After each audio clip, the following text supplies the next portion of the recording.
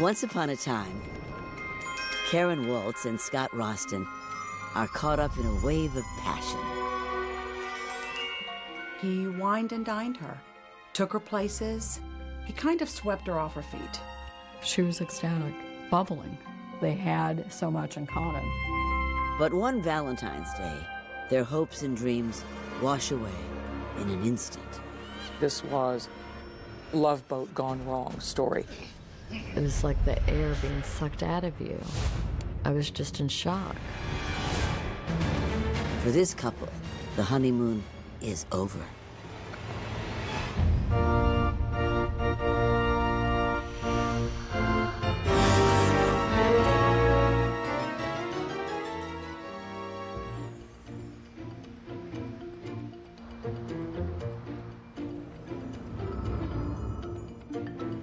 Young and in love, Karen Waltz and Scott Rostin are off to Vegas for a quickie wedding.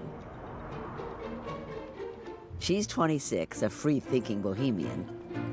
He's a decade older, with the suave demeanor of a made-for-TV doctor. He kind of swept her off her feet.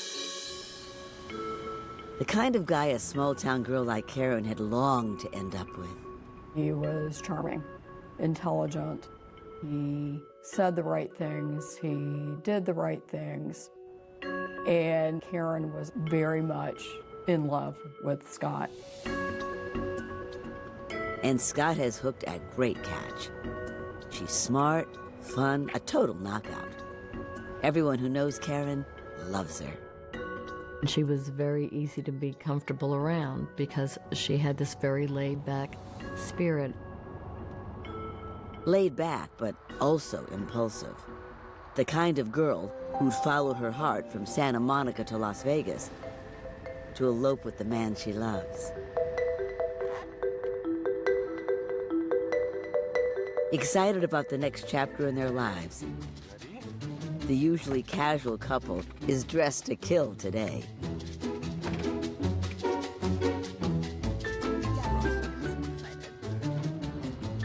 Vegas is a place where people are impulsive and where people are drinking and gambling, and marriage is the ultimate gamble, isn't it? Yes. Let's do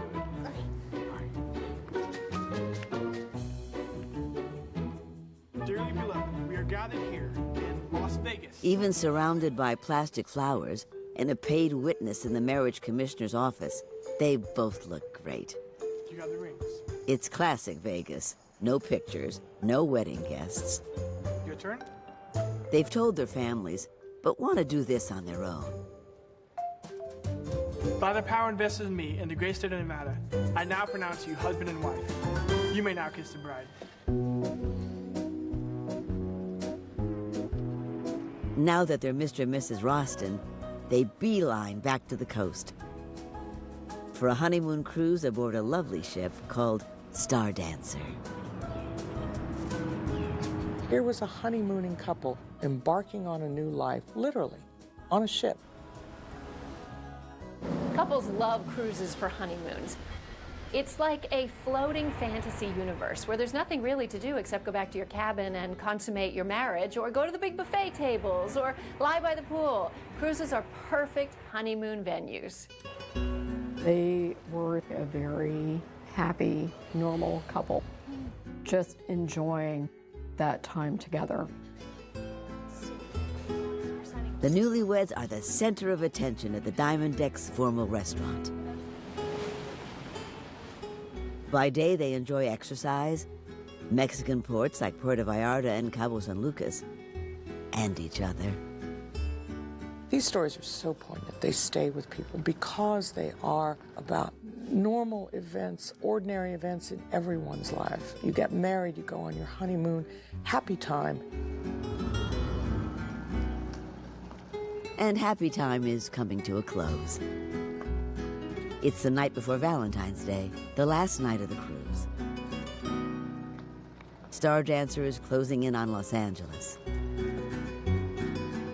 Tomorrow will be Karen and Scott's first Valentine's Day as a married couple.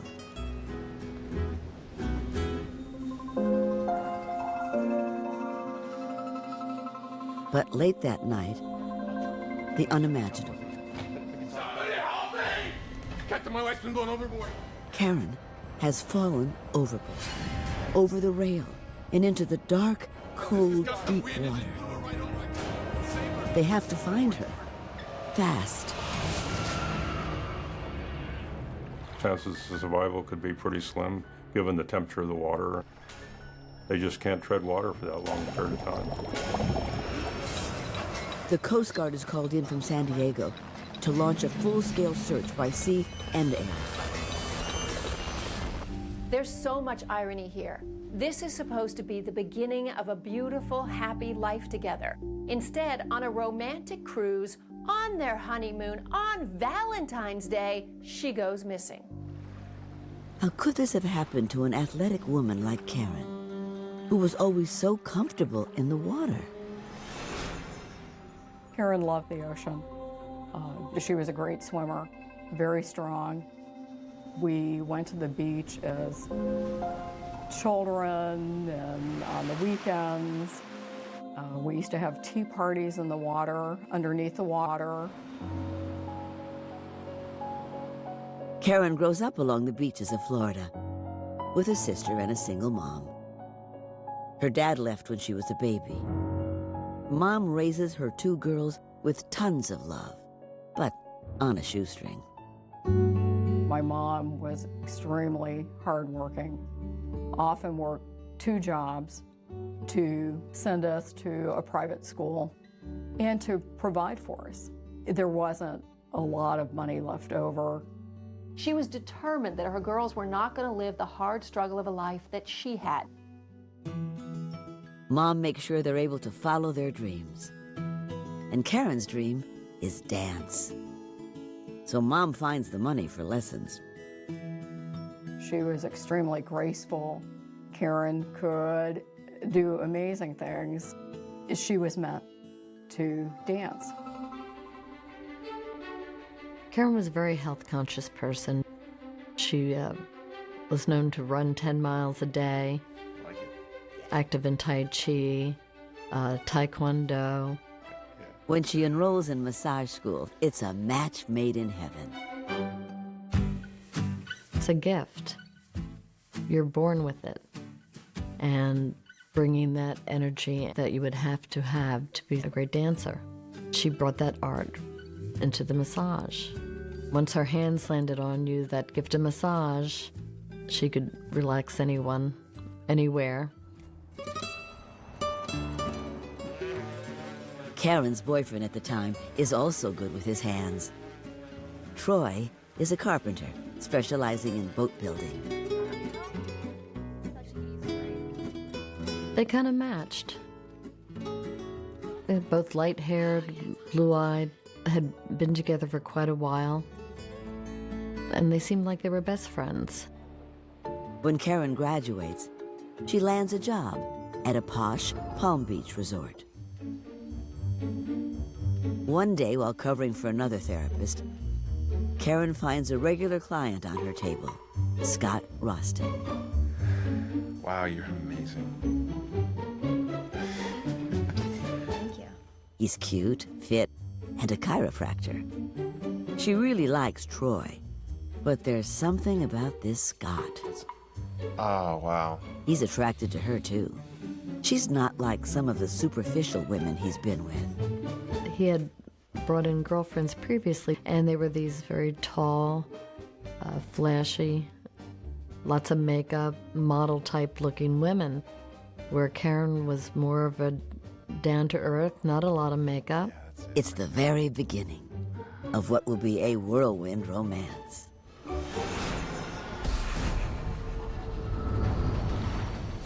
But now they've been ripped apart, and somewhere in that cold, dark ocean, Karen could be clinging to life. By dawn on Valentine's Day, the Coast Guard is well into a massive grid search. They would have to take into effect it would be some drift factor because of the current of the ocean. Even if they can zero in on her, it's unlikely she could survive the impact of the fall or the cold water. Still, the searchers hope for a miracle. Then, 10 hours into the search, one of them spots something. When we located her, I think we were lucky to find her. What they find unleashes a mystery that will lead investigators into a world of intrigue, lies, and deception.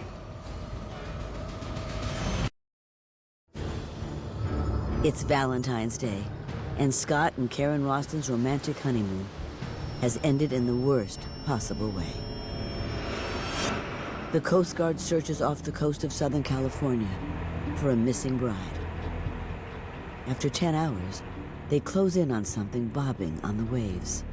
As they got closer, they observed that it was a female, and that's when they brought her on board, and were able to determine that this was the victim that was reported had fallen off the Star Dancer. How could the beautiful young newlywed be dead just a week into her marriage? Investigators need to figure out what happened. According to Scott, they were jogging that night, and she somehow tumbled overboard, blown by the wind or losing her footing as the ship tossed. He says he hit his face on a metal box by the railing, trying to save her. But she slipped away into the darkness. Karen was alive when she hit the water. She has a bruise on her forehead. Dead bodies don't bruise. And fluid she had breathed into her lungs. Investigators surmise she got the forehead bruise hitting something on the way down. They hope at least she was unconscious for the end. Who can imagine a more terrifying death? That evening, her sister gets the call. First thoughts that went through my mind were, you're talking about the wrong Karen. That couldn't have been my sister. Karen was an excellent swimmer. She couldn't have drowned. So I was in disbelief.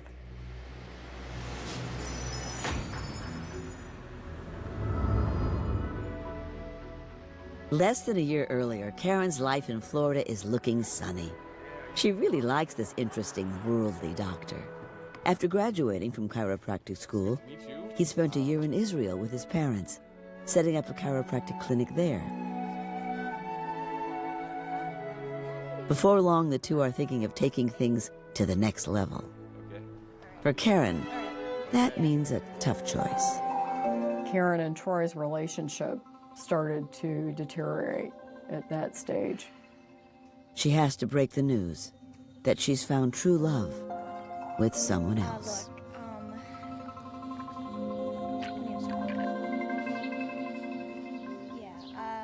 I think Troy was devastated. I'm sure he wasn't sure what had hit him. I think that he wanted to marry Karen. Karen, I'm so sorry. Look, I've got to go. Troy's great, but Scott is in a different league. I'm sure she was blown away when she met this tough Jewish guy from the Bronx who'd been in the Navy and lived in Israel. He was 10 years older. He was wiser. Compared to the sweet, nice, ho-hum guy next door who she was with, Scott seemed like a catch. He was her Prince Charming. She's dying to meet his close-knit family.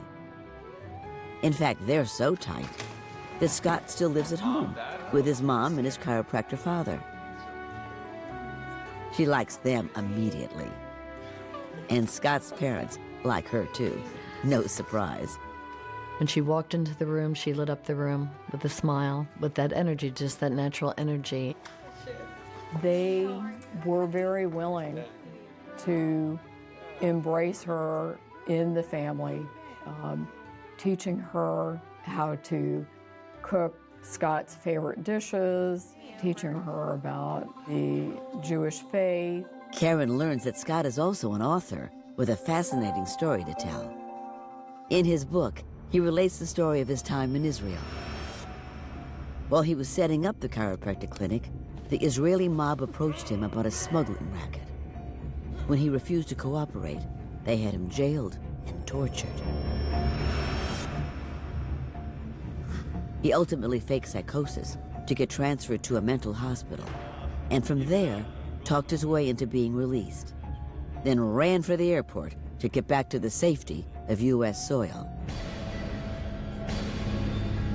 I'm sure she thought this was wildly exciting. A story of international espionage, an abduction, a manly man who fought himself free.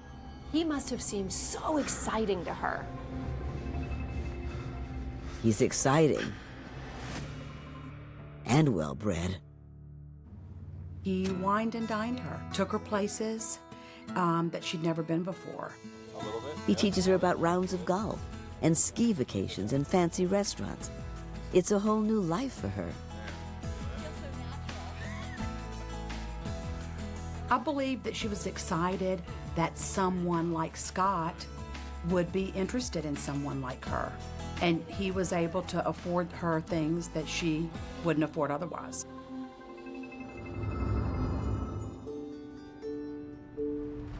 Just as their relationship is gaining momentum, Scott makes a fateful decision. He announces he's moving to California to jumpstart his chiropractic practice there.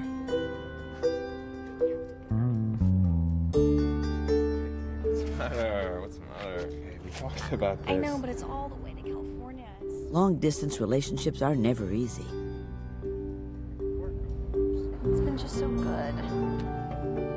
But Karen is committed to making it work. She'll visit as often as she can. It was a long-distance relationship, but she really had fallen for him, and she was okay with that for the time being.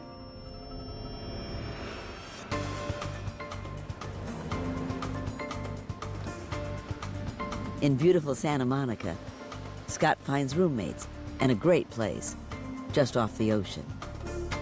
It turned out to be a very nice condo. When I saw it, I couldn't help but fall in love with the place. Very nice condo, tri-level. Scott takes the master bedroom on the middle floor. Seemed like a really nice guy. He told me that he was a chiropractor looking to take his boards in California and become licensed. Scott was into fitness, went to the gym quite a bit. Being apart is really hard on Karen. This is her dream. So when he goes away, soon after she falls in love, when all the early chemicals are flowing about, oh, I've met a great guy, of course she's going to become more and more attached. Remember, she just left a boyfriend for him, and now he left town, and she's the product of an abandoning daddy. Don't you think she might chase after him? When Karen finally visits, she impresses everybody, as usual. She seemed to strike me as a person who, looked old and young at the same time. I personally would say an old soul. Somehow she knows Scott's the one and worth the effort. She visits again and again. Karen? Her dedication pays off. Will you make me the happiest man in the world and marry me? Yes! When Scott pops the question and seals the deal with a giant, sparkling, pear-shaped rock. Oh my God. I remember Karen being all excited when she got back to work. She was sporting a beautiful engagement ring. Women love big rocks, you know? It implies that the guy's wasting his money on a ring, so he must have that much more. It implies great social status. Now she was fully a fiancé. Come here. I'm so excited. It's all working out.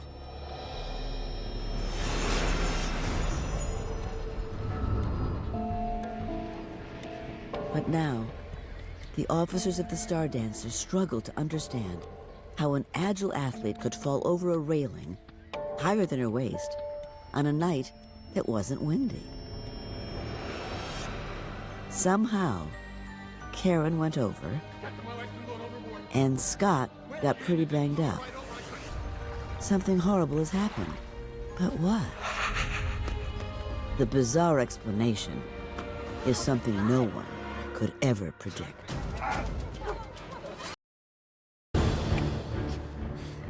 The hot and heavy romance of Karen and Scott has come to a heartbreaking end in the cold waters of the Pacific. The only flowers appropriate for this Valentine's Day are funeral lilies. My parents, when they heard the news, were so devastated. I don't believe they ever thought that could happen. Not to someone who was as intelligent and beautiful and talented as my sister. Scott's parents are also shocked. They'd been so happy to have Karen join their family. And now she's gone. The news is widely reported, especially in the Star Dancer's home port of LA. I got a call from the Los Angeles Times from a lady reporter, and when she began to relay parts of the story, the hair on my neck just stood up. And then the thought of this beautiful person being so brutally taken away from all the people that loved her, you know, to have her life, her voice stilled in such a brutal manner, it was earth-shaking, you know. It broke my heart. I was in shock. People would say, what are you working on? And you tell them, I'm working on the story of that woman who went overboard on her honeymoon. You'd say, tell me all about it. I really want to know. I think in some ways it did unsettle people, the idea that something this awful could happen to you under the most idyllic of circumstances. Karen was looking for love. That's all she wanted. To have a husband, to have a healthy marriage. Instead, she found tragedy. She's traded a honeymoon bed for a body bag. I did notice some red marks on her neck, which indicated to me there was some type of struggle. And later, when we did the autopsy, it was more evident as to what was on her neck. Handprints, that somebody had both hands around her throat. But whose hands? Once the ship is back in port, Karen's clothes, jewelry, and other physical evidence go to the FBI. Her body goes to her devastated family.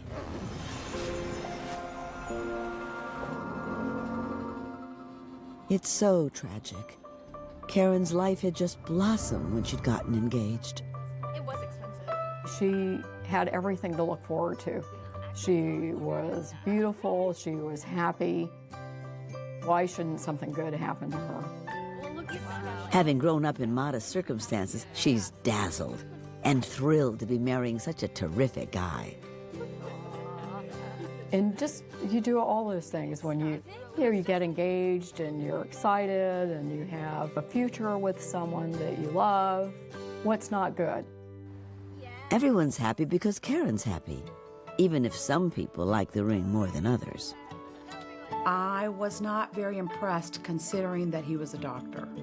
But Karen was very excited about the engagement and very excited to show everyone the ring. Karen's mom is cautious when she checks out the ring. It seems perfect. Maybe too perfect. I think you need to have that thing appraised. Seriously, just so you can have it insured. And he did it himself, so it's special. Yeah, you're right. Good job, Mom. An insurance appraisal will take time. No worries, Karen is busy prepping for her move to Santa Monica to be with her man. She tries to spend extra time with her mom before she goes. The two haven't always seen eye to eye, not uncommon for a strong single mom and an independent daughter. Karen had a plan, and that plan may not always have been the plan that my mom would have wanted for her. A little pricey, I think. But the prospect of a wedding brings them closer. Yeah, I guess so. But you know what? I like him. Yeah? Yeah, let's get two. My mother was really happy for Karen. Things were good for them in their relationship. Now she's been ripped away.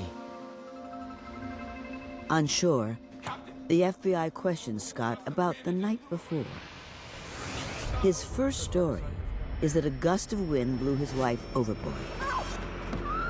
He tried to grab her, but she slipped from his grasp. I don't know about the story about being blown over because there was really no wind. And there's no blood on the metal box Scott says he hit while diving to save Karen. So how did his face get bloodied? Nothing is adding up. Finally, confronted with inconsistencies, Scott makes an admission. His story is a lie. A lie created to protect his parents from the people who actually killed Karen. Israeli spies. He goes on to explain that all this happened in retaliation for the book he wrote the year before. In it, he tells about his torture by corrupt Israeli officials and organized crime thugs while he was in Israel with his parents.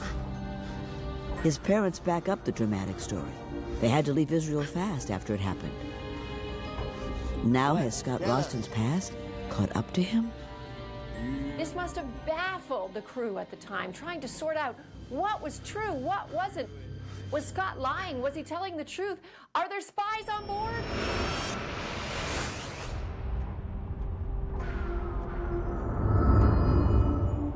This is not the first time authorities have heard about espionage attempts on his life. The year before, Scott's mother reports an attempted kidnapping.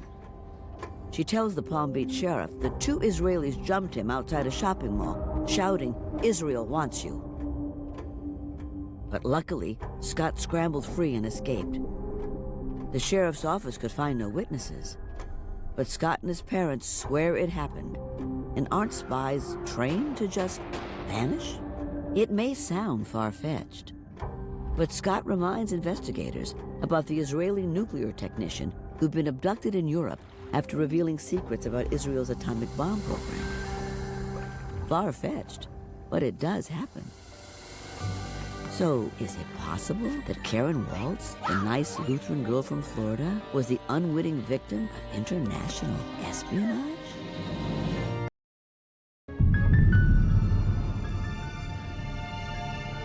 Scott Rostin tells the FBI his wife Karen was killed on their honeymoon by Israeli commandos. Agents begin scouring the passenger manifest, trying to see if it's true that spies were on board. It's a bizarre end for a young woman so full of promise.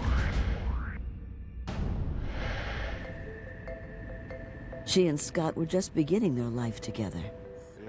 For Karen, the marriage is a big step, considering what her mom went through when her father abandoned them. The divorce and its effect on Karen probably were deeply felt.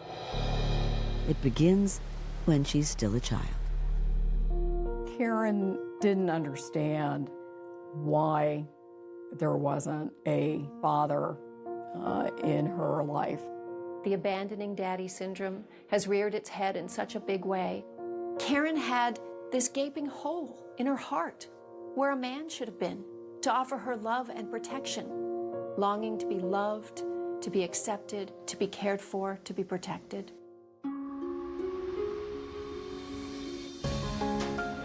Enter Scott Rostin.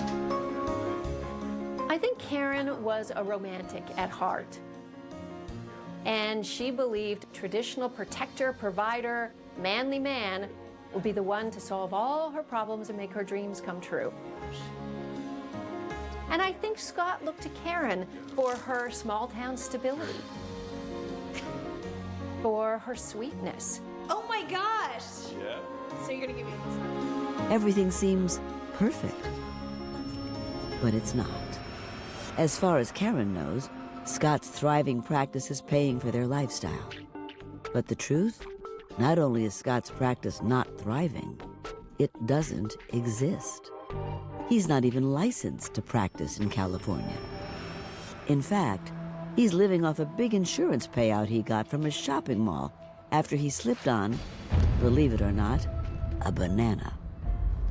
Scott presented himself meticulously, composed, always neatly dressed, it was, you know, the appearance that he was doing well. In the early stages of a relationship, you have nothing to go on except what your lover tells you. So of course you believe it all. She bought it, lock, stock, and barrel. And that engagement ring? Eventually, the appraisal comes back. Karen found out that the ring was cubic zirconium, a synthetic diamond. Wow. Karen was angry, embarrassed that someone would find out. Especially when she goes to an engagement party for a cousin who's flashing a real rock.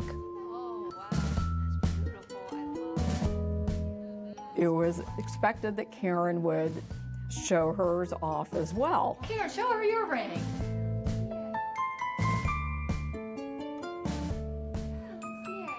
Oh, what are your plans? It's mortifying. The fact that he gave her a cubic zirconia should have been a deal breaker, not a warning sign, a deal breaker.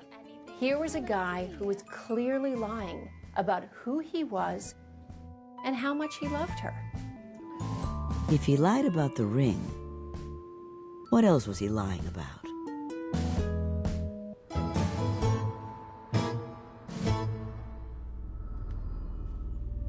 Karen, I think, started to have some misgivings or some second thoughts, trying to figure out what the truth was. Just before the road trip to Vegas, Karen calls her sister. I remember that phone conversation like it was yesterday. She's afraid to back out and look silly. I said, when did Mom ever not tell you that you can back away at any time you want to? You could be at the altar and you can run away and it's okay. It doesn't matter. You can leave.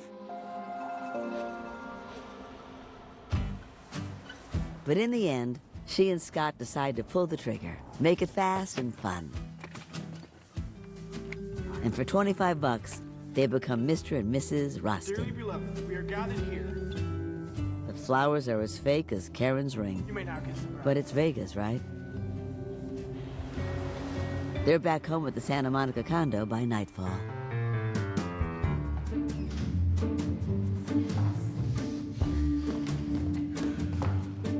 What's up, buddy? Hey, guys. I noticed that both Scott and Karen were dressed up, and I think before that I had always seen them in shorts or workout, casual clothes. I said, it looks like you kids have been to a wedding. And Scott flashed a ring to me. We seriously got married. Where? In Vegas. And I said, well, first of all, congratulations. Secondly, what the heck are you doing here? Why would you not stay? I think I'm gonna head on out, let you guys have the house. If it were me, I would have stayed in Vegas, Take care. But hey, c'est la vie. Have a good one. And how do they spend the wedding night? She was just kind of puttering in the kitchen, and he was watching Star Trek. Not everyone would choose Captain Kirk over a beautiful bride. Kisses, babe. But Scott definitely isn't everyone. This was a setup for how their relationship was going to be. This is what she signed up for. She must have known it. But to her, she didn't care. She just wanted to be married to Scott. It breaks my heart when I think about poor Karen.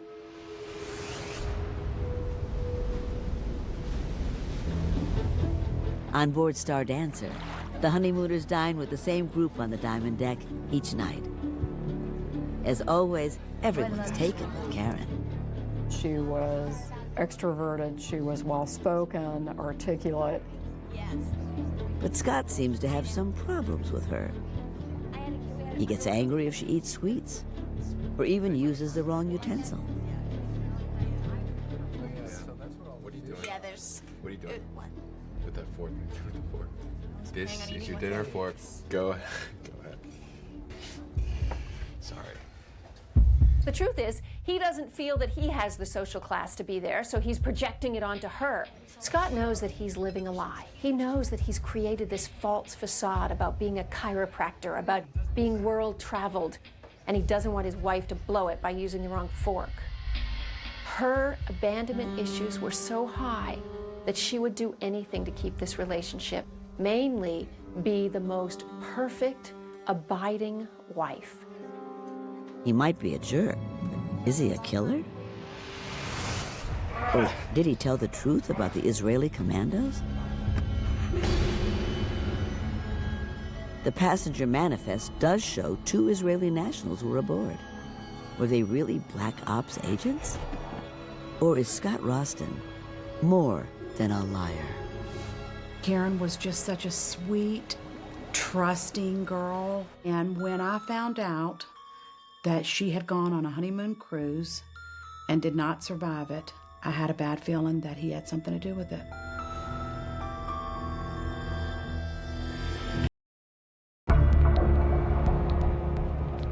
Karen Waltz Rostin, only 26 years old, and on her honeymoon cruise, is plucked from the Pacific Ocean on Valentine's Day, 1988. Her husband claims shadowy Israeli hitmen killed her. The FBI has a different suspect in mind.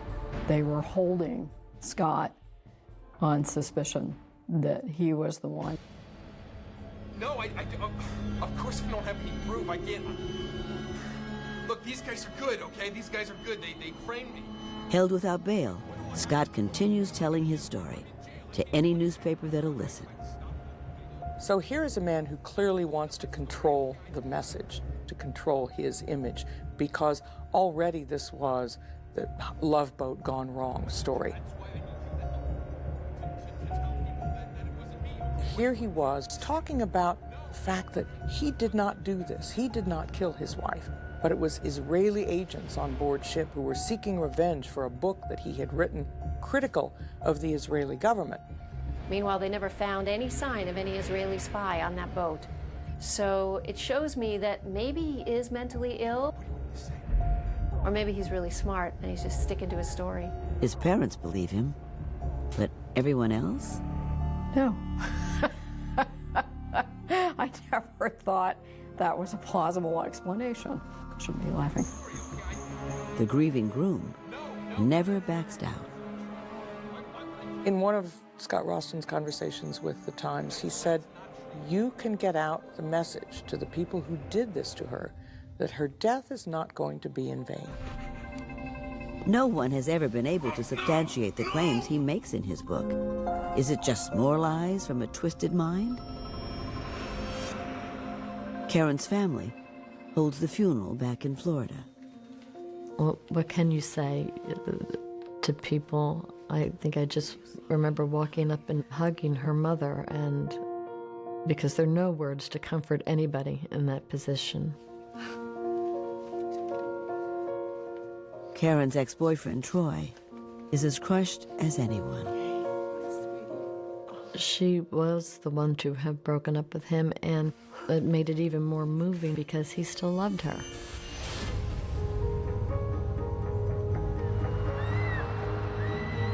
Just over a year after that terrible Valentine's Day, Scott Rostin goes on trial for second-degree murder.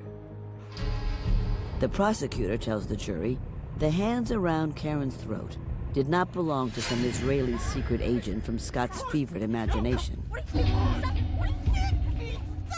but Scott Rostin himself.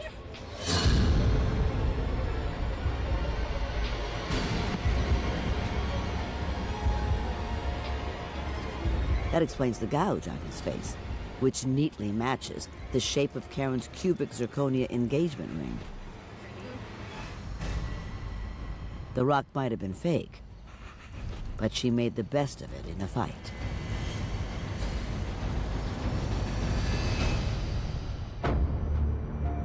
The jury finds him guilty of second-degree murder on the high seas. But the judge is so outraged, he sentences Rostin to life in prison, a first-degree penalty. On appeal, his sentence is changed to 33 years. Why should he have a second chance at life? What does he have to offer society? But to come out and maybe kill somebody else's daughter? Take someone else's friend? In a letter to this program's producers, Rostin sticks by his story that he was framed for Karen's murder. He also still believes that government forces are out to get him. As to motive, no one knows. It's a truly senseless death. Even to this day, the mystery remains. Why did he snap that night and betray Karen and her family? My mother had spoken to him on the phone and said, I want you to take good care of my daughter. And he agreed that he would do that. It was a lie. I get so angry. Here, Karen, who had so much to offer, and so many people that loved her, to just be cut short by this insecure, controlling, narcissistic manipulator. All she ever wanted was love. There were red flags. There were warning signs for poor Karen.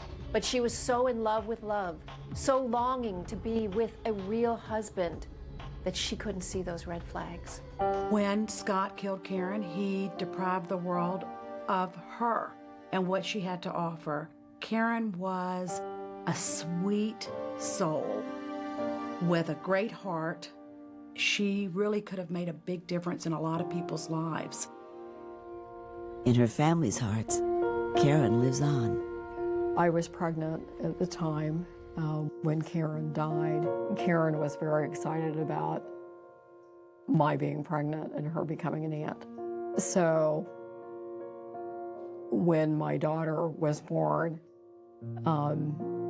we felt that it was right to name her Karen. I tell my daughter and even other people, if you're in a relationship that doesn't seem right, that there are questionable behaviors, controlling manners of someone else, that you're at risk, go to someone for help, someone you trust. Because no one deserves this.